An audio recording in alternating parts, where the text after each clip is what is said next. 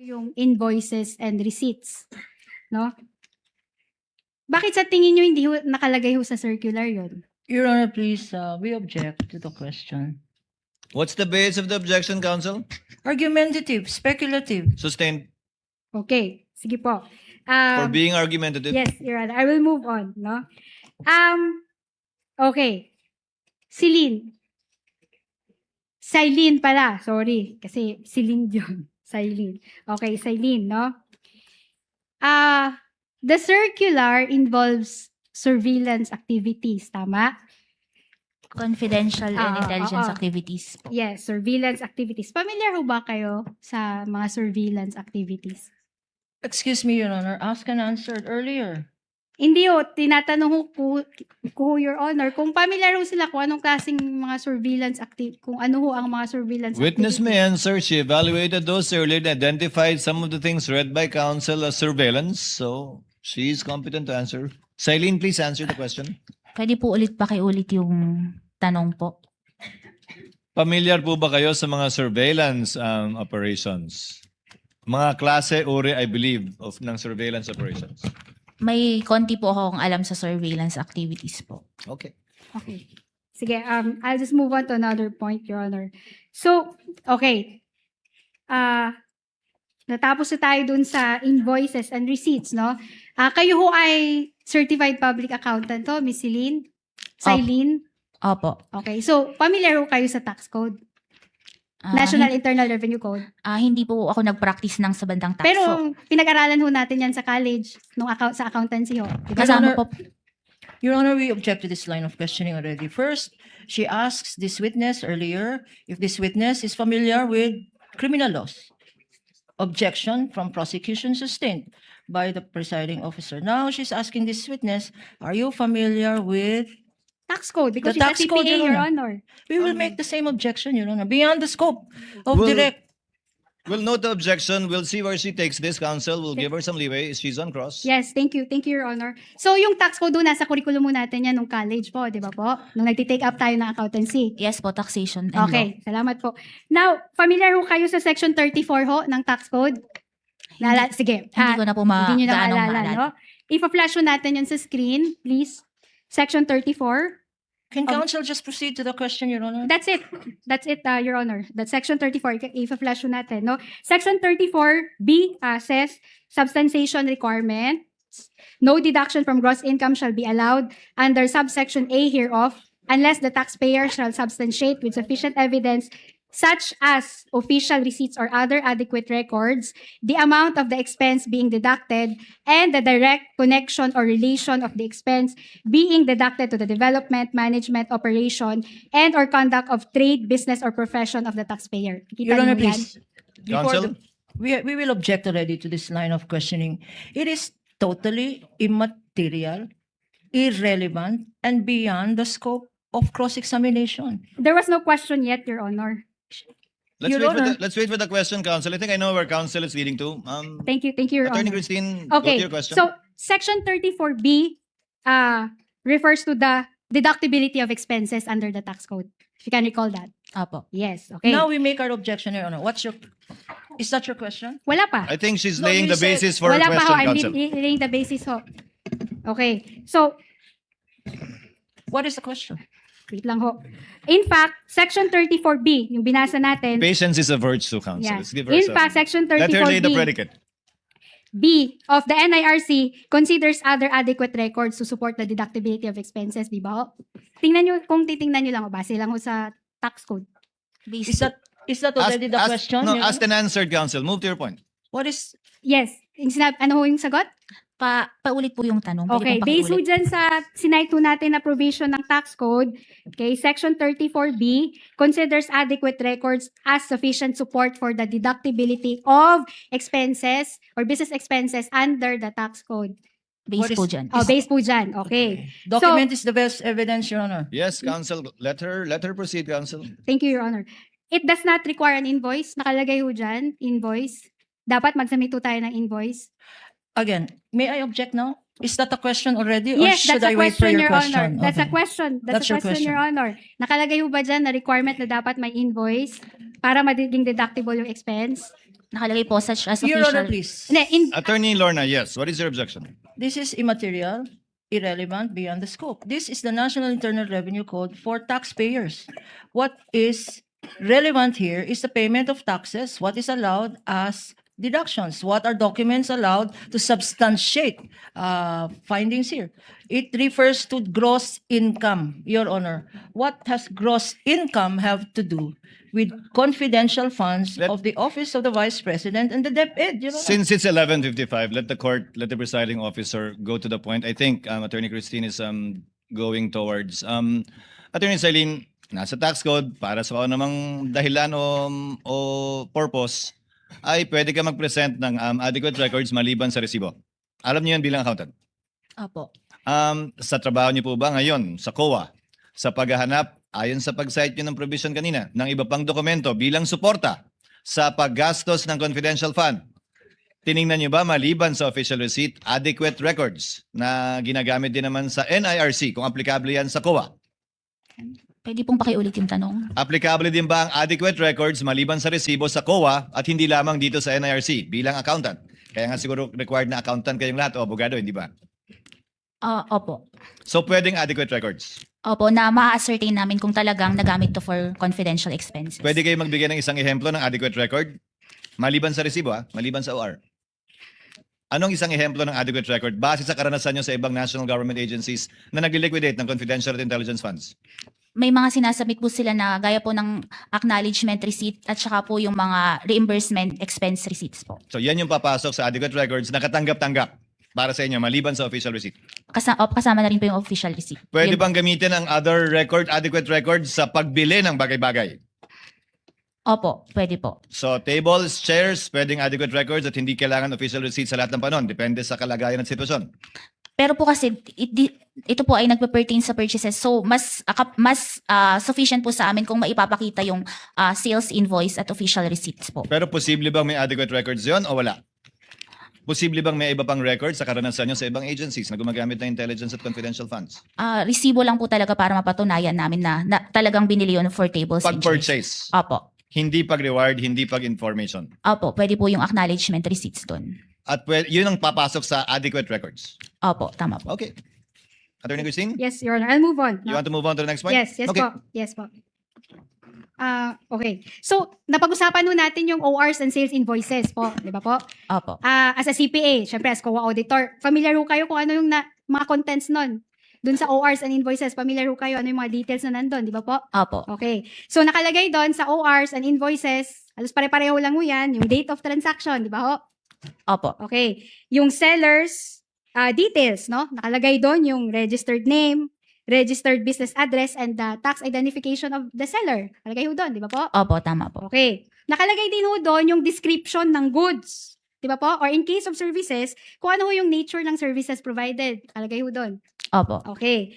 So, nakalagay din ho doon yung buyer's information, no? Yung pangalan ng buyer or ng client, yung address, at saka yung tax identification number ng client. Tama ho? Opo. Okay.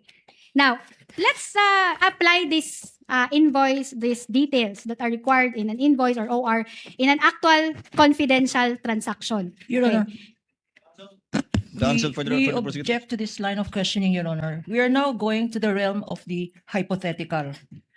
No. She has presented a hypothetical OR, knowing that there is zero, no OR, not a single OR was submitted to the office of the COA ICFAO. Now she's talking about a sample hypothetical OR.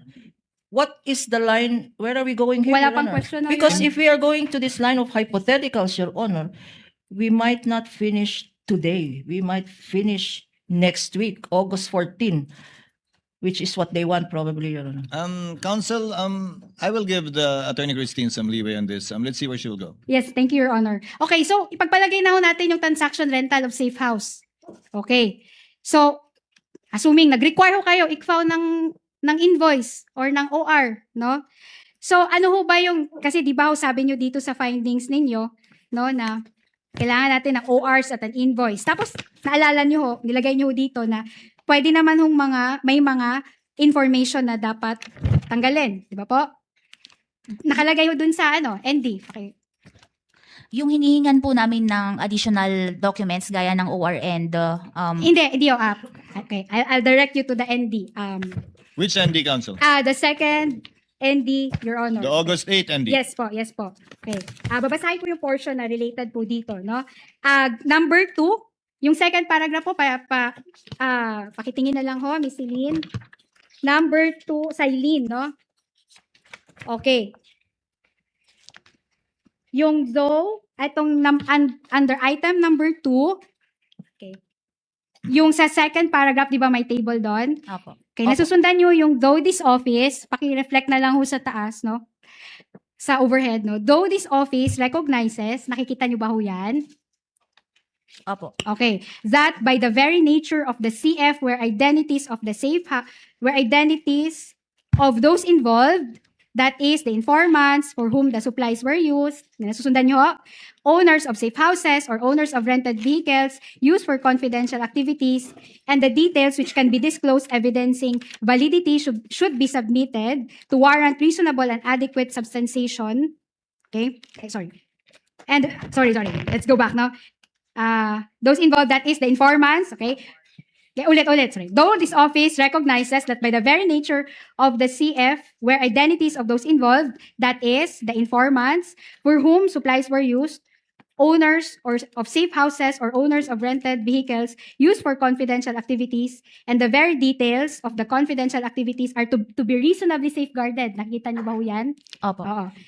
Reasonably safeguarded, other details, sinabi niyo dito, other details which can be disclosed evidencing the validity should be submitted to warrant reasonable and adequate substantiation of the claimed confidential expenses in relation to item 4.12 of the joint circular. Your Honor, Ano? please. I have not yet propounded my question, Your There's Honor. no question yet, Counsel. No, Yes. Your Honor, this does not relate to the question. This relates to the document being flashed. The question is, I'm laying this is not an August 8 ND. I was saying, Your Honor, this was the second ND. Sorry, this is the... Is that The the one being second- flashed? second correction. This is ND. the March 31. So it is Yes, not. it's the March 31, Your Honor. But the witness... So it is misleading, Your Honor. She said August 8 ND. No, I said second ND. I did not Attorney say August. Silene, are you referring to the March?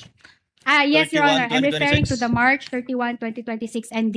Yes po, yun sa ND dated March 31, So she knows 2020. what she was looking at, Counsel? Yes, It was the presiding officer's mistake when I referred to it as August 8. Yes, thank you, Your Honor. So, nakalagay ho dyan, no?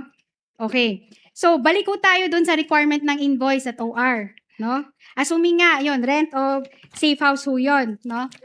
So, base dun sa mga items or sa mga information na sinabi niyo ho kanina, ano ho ba yung pwedeng tanggalin natin doon sa invoice? Yung Hindi, tatanungin ho kita. Isa-isahin ko to, no?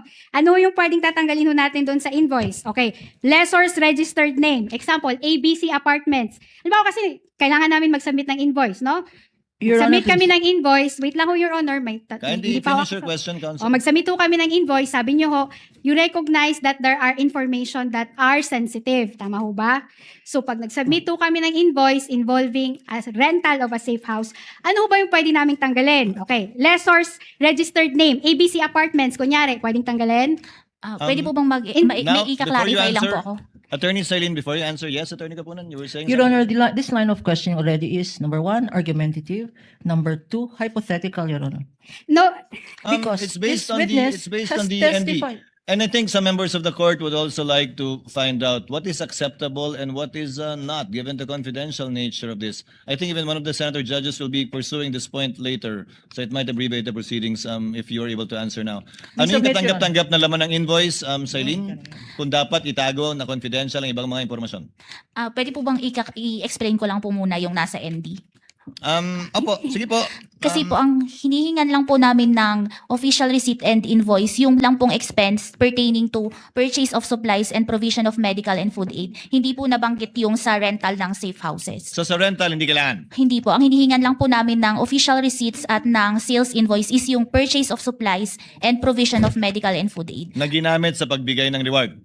Di doon po sa third quarter, hindi na siya reward. Naka-reflect na siya as supplies. Supply na. Opo, kaya doon po. Pero yung sa rental of safe house, inaccept naman yung acknowledgement receipt. So sa pananaw mo, hindi kailangan maging confidential yung binilan ng supplies.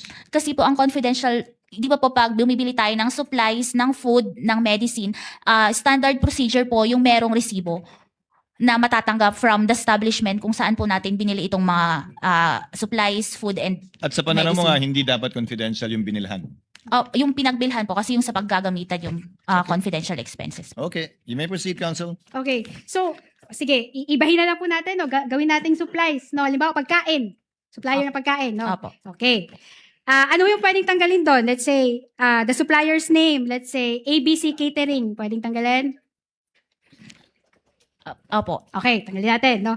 Yung location ho, yung business address po ni ABC Catering. Let's say, ground floor, Multinational Bank Corporation Center, 6805, Ayala Avenue, Makati City. Pwedeng tanggalin? Hindi naman po confidential yung mismong establishment na nagkwan nun eh. Yung, ang pinaka dito pinaggamitan. And doon po sa resibo na yon, hindi naman po siya confidential information. No, just answer the question, no? So, Ask and answer, hindi Your ho Honor. pwedeng hindi tanggalan yung address ng supplier ng pagkain. Kasi Ask po, and answered, Your Honor. Asked and answered. Not yet, Your Honor. Not Counsel yet. asked and answered because It's she asked and said, answered. So, ang she answer said niyo ho that, doon ay hindi. counsels please. She said that when it pertains to the purchase of supplies, food, medicines, chairs, if at all computers, the name of the entity where they purchased it is not confidential. Pero kung saan ginamit yon, kung sinong pinagbigyan, sinong pinakain, saan pinakain, yun yung confidential. Tama ba, Celine? opo, tama po. So, yung invoice o resibo ng pagkain, medical supplies, kailangan may resibo. Yan ang interpretasyon mo ng joint circular. Opo, para ma-ascertain namin na talagang ginamit yon for purchases of supplies, food, and medicines po. So, sa bagay nito, ulitin ko, sa pananaw mo, sa interpretasyon mo, sa ginamit mong pag-audit, kapag ka supplies, hindi ka tatanggap ng other adequate document, resibo talaga hanapin mo. Opo, para mapatunayan na pinambili po talaga to ng supplies. And this is the same standard you're applying to other government agencies, not only the OVP and the DepEd. Opo. Okay. So, sinabi, pagkain ho yung example natin, no? So, sino ho ba dapat ang may alam kung confidential dapat ang information? Si COA ho ba o si agency? Who is in a better position to know whether confidential, an information is confidential? Pwede pong pakiulit yung tanong? Okay. Question is vague, Your Honor. Sige, okay. Example, pagkain. No, pagkain. Okay. Kung kami ho agency, sa tingin namin, dapat confidential yung supplier namin kasi baka lasunin. Baka may matunton, no? Matuntunton yung supplier namin. Tapos tinanggal namin yung address. Tinanggal namin yung ibang details doon. Sinabit namin sa COA. No? Acceptable pa rin ho ba sa COA yon? Hindi naman po confidential yung mismong Sa supplier. inyo ho, pero kung sa... Ask and answered, Your Honor. Okay. Hindi naman confidential yun. Asked and answered. Don't argue with the witness, counsel. Okay, yes, Your Honor. So sa tingin nyo, hindi confidential yon, pero maaaring sa agency, confidential ho yun. para sa kanila. Argumentative, Your Honor. Ask and answered. It is not confidential. Move on to the next point, Your Honor, counsel. I'm asking for possibility, Your Honor. There is already ruling from the presiding officer. Move to the next point, counsel. Okay, so in short, kayo ho yung nagde-decide ngayon kung ano ho yung confidential na information at hindi. Kasi sinabi niyo ho sa tingin niyo, hindi naman siya confidential. Misleading, Your Honor. Hindi ho. Witness may answer. Yes. Kasi nga po yung pinaggamitan, hindi naman po yung nag-provide. Okay, so okay lang na ma-expose yung supplier sa instance na yon, no? Okay lang na malagay yung Your Honor, address ng please. ABC. Again, this is already argumentative. Asked This- and answered, counsel, and ask and answered. Yes, argumentative. we There take is nothing. whether an information is confidential or not. Wala akong karapatan sa agency. Argumentative, Your Honor. With Excuse me, regard to the food, Your Honor, we are on the example of the supplier of food. Okay, sa instance ho na yan, sa tingin nyo, hindi ho siya confidential, di ba ho? So kayo ho yung mas nakakaalam na ito, you are in a better judgment sa bagay ho na yan. Kasi po dun sa food po, yung tao mismo na bumili, yun yung confidential. Ganun po. Hindi Hindi po ho yan yung tanong ko eh. Okay, The yung question is tanong, vague, Your Honor. yung tanong, Please. The Silene. question is vague. Silene, ang tanong sa'yo ay, may karapatan ba yung ahensya magsabi na ito confidential? Kayo lang ba ang may karapatan? Kasi I can actually answer. Tell me if you agree. You review the submissions of the agencies, correct? Opo. Pag may observation kayo, mag-AUM kayo, and they can say, hindi, confidential to. And then you can agree or disagree, correct? Based on the evaluation po ng magiging response nila. And given the difference in the notice of suspension and notice of disallowance, as pointed out by counsel earlier, na may mga tinanggal na kayo, may mga binawas kayo, di ba? Opo. Kasi napaliwanag nila. Opo. So, minsan sinasabi nila sa unang tingin mo, hindi confidential to, biglang nagpaliwanag sila, confidential yon, binawas nyo o binabawas nyo. Opo, based po sa evaluation ng response nila, kung na-answer na po nila yung issues raised dun sa AOM or sa Na-answer or napaliwanag nila o nakumbinsi kayo na confidential ito. Therefore, hindi kailangan ng resibo o invoice. Opo. Tama? But Opo. your determination is anyway appealable, if at all, to the Supreme Court, the Commission of the Supreme Court. Pag yung sa COA po, opo, pag may decision, may remedy pa po na umakyat sa Supreme Court. Yes. Okay, counsel, move on. So in short, no, sa sagot mo na yan, ibig sabihin, kayo talaga yung nagde-determine na ito, hindi dapat to confidential. Kasi nga, kagaya nung supplies, medicine, and food. Yun po yung naging basis ninyo ng ND ninyo, di ba po? Your Honor, please, I think this was the question itself of the presiding officer. Already Ask and answered, answer. counsel. Yeah, the Already answer is, we answered. want to put it on record, Your Honor. The answer. Ano Ask yung... and answer, Your Already Honor. answered. She agrees, counsel. She agrees. She answered. Can I- Wait for counsel for the prosecutors. Yes, Attorney Kapunin. Your Honor, these are the same questions rephrased differently, Your Honor. Ask and answer. It is not, Your Honor. Kasi nga kanina, What is The your- presiding who officer- determines whether... The court will allow it. Attorney Saline, please answer. Pwede pong pakiulit. Okay, ulitin ko po Sabi ko na. Who determines? Sino ba yung nagde-determine kung ano dapat yung mga safeguards, no, mga panuntunan na i-implement po dapat ng agency para ma-secure po yung success ng confidential operations. In short, sino dapat yung nagde-determine na itong information na to confidential, ito hindi? Yung guidelines.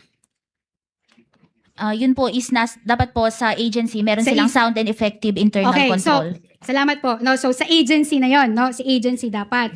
And si COA ICFAO merely audits liquidation documents relative to the confidential funds. Tama po ba? We base po sa liquidation documents submitted at base po sa joint circular yung pag-evaluate namin per liquidation documents submitted. Yes, okay, thank you for that, no? So, si COA ICFAO, in that sense, you do not determine which information is confidential or not, correct? Kasi nag-base lang naman po kayo sa liquidation documents. We base on our audit po sa liquidation documents submitted to us. We rely po doon Okay, sa pag-conduct ng audit. Salamat po. Now, si COA ICFAO po ba ay privy sa confidential operations ng agency? Kasali po ba kayo dun sa mga confidential operations po ng OVP, for example? We base lang po our audit doon sa liquidation documents submitted So, to in us. short, just answer the question. Kasali po ba kayo sa confidential operations Answered, ng Your OVP? Honor. They based Wala it on akong the- answer ho, Your She Honor. did not answer, counsel. She did not answer. Um, Yes based or Based no? on the na- documents. Celine, just answer it. Hindi kayo kasama, di ba? Hindi po. Base lang Okay. po kami sa documents. So, Okay. just say that hindi kayo kasama. Salamat po, Your Honor. It's 12:16, Your Honor. Do you want... Okay lang po ako. I can Thank you for continue. pointing that out, counsel. Okay, Because kasi po, next my point na colleagues po have ito, been no? No, next um, point. Your Honor, asking- may we know if the cross-examination will take another 2 hours, 3 hours? Your More Honor? likely, Your Honor, this is... Let's see. But we cannot compel, neither can we force or pressure counsel to limit her cross-examination. She has enough leeway to test the credibility. Trial